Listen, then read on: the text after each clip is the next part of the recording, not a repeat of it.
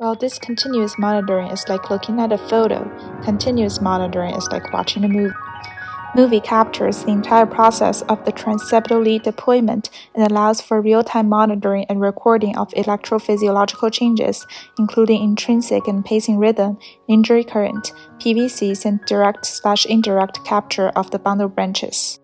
However, traditional connecting cable has to be disconnected during lead screwing and takes a photo at distinct points during the deployment process. Therefore, it gives a partial picture and often misses important electrophysiological changes. For example, with continuous monitoring, we couldn't be quite sure of the origin of PVCs observed in the lead deployment process. Now I'm going to introduce a case that uses continuous EGM monitoring to guide left bundle branch pacing. The patient is a 75-year-old female admitted for syncope.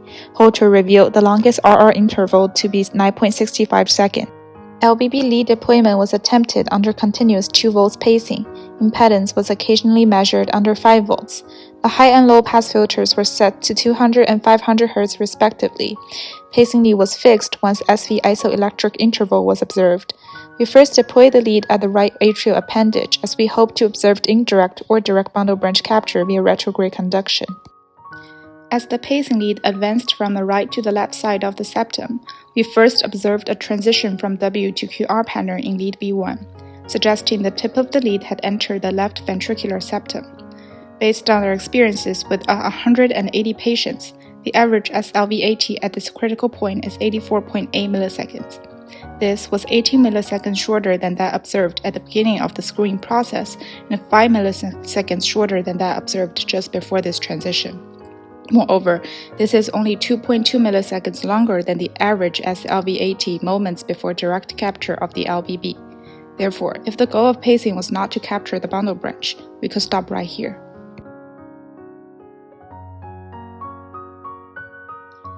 Next, the most critical transition was the sudden shortening in both anterograde and retrograde conductions under 2 volts pacing. To be more specific, the S-LBBP jumped from 100 to 69 milliseconds and the stimulus to atrial potential interval jumped from 227 to 180 milliseconds. Similar shortening in retrograde conduction was observed via His bundle potential in our past experiences. This phenomenon suggested a transition from indirect to direct capture. After observing the shortening in conduction, we stopped lead screwing. We quickly reduced the output to observe the possible SV isoelectric interval. During the acute phase, the threshold of the left bundle branch is often lower than that of the myocardium.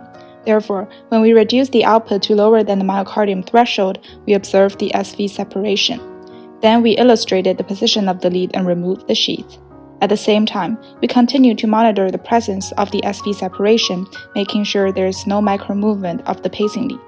Under continuous monitoring, we could also make quick adjustments if we lose the isoelectric interval, therefore enabling the precise placement of the lead at the bundle branch. In this case, after removal of the sheath, we observed interesting phenomena regarding sensing of the V potential in the atrial lead under intrinsic rhythm. First, we observed a fusion V potential with normal conduction of both right and left bundle branches. Next, we observed separation between the right and left bundle branch conduction within the V potential with right bundle branch block. The distance between LV to RV potential was 50 and 106 milliseconds respectively. We needed to think about whether the V potential sensed by the atrial lead came from the base or the apex of the ventricle. Based on the fact that both were activated before the V potential in the LBB lead, we hypothesized the V potential in the atrial lead was a fusion of the earliest activation points of the right and left ventricles. In conclusion, direct and precise capture of the left bundle branch requires continuous monitoring of the intracardiac electrogram during the entire lead deployment process, so we don't miss a heartbeat.